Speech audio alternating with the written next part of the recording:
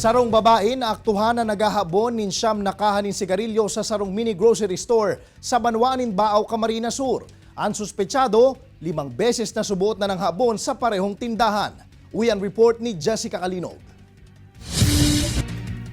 Ata na nga ning matumal ang negosyo sa tahaw kan pandemya, urog pasubuot na naperwisyo ang mini grocery store na ini sa Banwaanin, Baaw, Camarines Sur. Sa ibong kaya ka nakapalibot na CCTV sa laog kan tindahan, nagibo man giraray sindang habunan. Not once, not twice, kundi 5 times.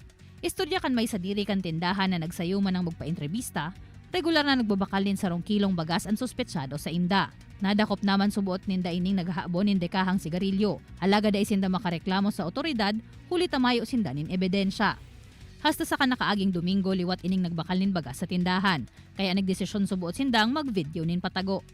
Dumana na aktuhan ang pasimple ka ining pagkuanin apat na kahang sigarilyo, asin dali-daling piglalaag sa eco bag, mantang kaulay an may sadiri. Pigpablatter na subuot ninda ini sa Baaw MPS. Alagad pasado alas 8 nin aga kasuudma, naotro na naman ang insidente. Kung sa insyam nakahanakan sigarilyo ang pigkua ka ini, kaya tulos na subuot na nag-apod nin personahe kan Public Safety Office an may sadiri.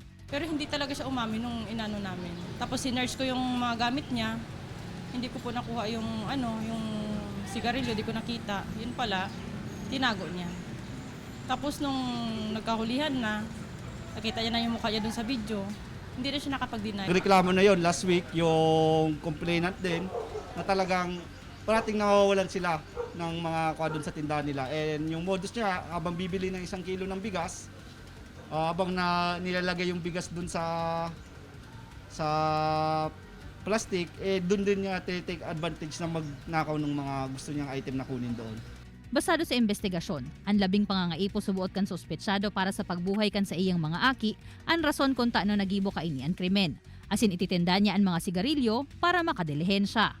Maghanap buhay tayo ng tama. Kasi marami naman nga tayo dito na gano'n din ang sitwasyon.